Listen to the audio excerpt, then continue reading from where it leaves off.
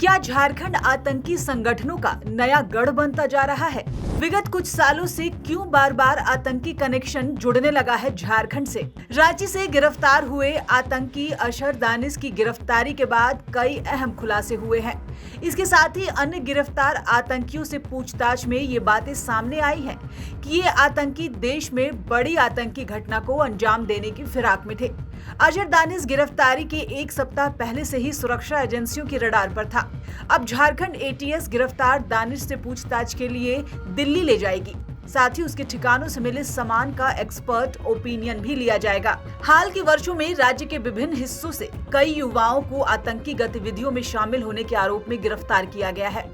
इन घटनाओं से यह स्पष्ट होता है कि आतंकी संगठनों के लिए रांची, जमशेदपुर, हजारीबाग, रामगढ़, लोहरदगा, पाकुड़, गोड्डा, धनबाद और गिरिडीह जैसे जिले न केवल गतिविधियों का केंद्र बन गए हैं, बल्कि यहाँ वे अपनी अगली साजिशों की भी योजना तैयार कर रहे हैं। आतंकी संगठनों में Indian Mujahideen, students Islamic movement of India, Lashkar-e-Taiba, al Qaeda in Indian सब continent, Islamic state, popular front of India, Jamaat ul Mujahideen Bangladesh और हिज्ब उत तहरीर शामिल है। आइए अब एक नजर डालते हैं झारखंड से जुड़े इनके आतंकी कनेक्शन पर।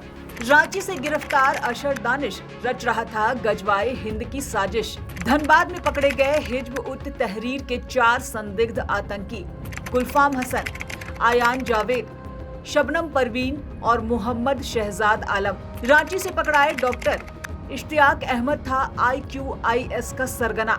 जमशेदपुर से गिरफ्तार सैयद मोहम्मद अर्शियान आतंकवाद का था इंजीनियर। फिदायीन हमला करने की फिराक में थे गोड्डा और हजारीबाग से गिरफ्तार आरिज हसनैन और नसीम। हजारीबाग के शहनवाज पर NIA ने किया था इनाम घोषित। अशर दानिश। दिल्ली पुलिस की स्पेशल सेल ने रांची के अशर दानिश को एक बड़े आतंकी मॉड्यूल का मुख्य किरदार बताते हुए गिरफ्तार किया था। इस मॉड्यूल का उद्देश्य भारत में खिलाफत शैली का समूह बनाना और गजवाए हिंद जैसी जिहाद को अंजाम देना था। वहीं धनबाद के वासेपुर से 26 अप्रैल 2025 को हिज्ब उत तहरीर के 4 संदिग्धों को गिरफ्तार किया गया था। इनमें गुलफाम हसन, आयान जावेद, शबनम परवीन और मोहम्मद शहजाद आलम शामिल थे। बाद में अम्मार यासर भी पकड़ा गया, जो पहले इंडियन मुजाहिदीन से जुड़ा था। रांची के रेडियोलॉजिस्ट डॉक्टर इश्तियाक अहमद को अल-कायदा इंडियन सब कॉन्टिनेंट के झारखंड मॉड्यूल का नेतृत्व करने के आरोप में गिरफ्तार किया गया था। वह देश में खिलाफत की स्थापना और आतंकी गतिविधियों को अंजाम देने की योजना बना रहा था। वहीं जमशेदपुर के मानगो का रहने वाला सैयद मोहम्मद अर्शियान उर्फ हैदर, जिसे आतंकवाद का इंजीनियर भी कहा जाता है, पर इंटरपोल ने रेड कॉर्नर नोटिस जारी किया है। उस पर इस्लामिक स्टेट के लिए आत्मघाती ड्रोन और छोटी दूरी के मिसाइलों को डिजाइन करने का आरोप है। अर्शियान के भाई सैयद मोहम्मद जिशान अली हैदर को भी 10 अगस्त 2017 को सऊदी अरब से प्रत्यर्पित किए जाने के बाद दिल्ली में गिरफ्तार किया गया था। वहीं गोड्डा और हजारीबाग से आरिज हसनैन और नसीम नामक 2 आतंकियों को गिरफ्तार किया गया था।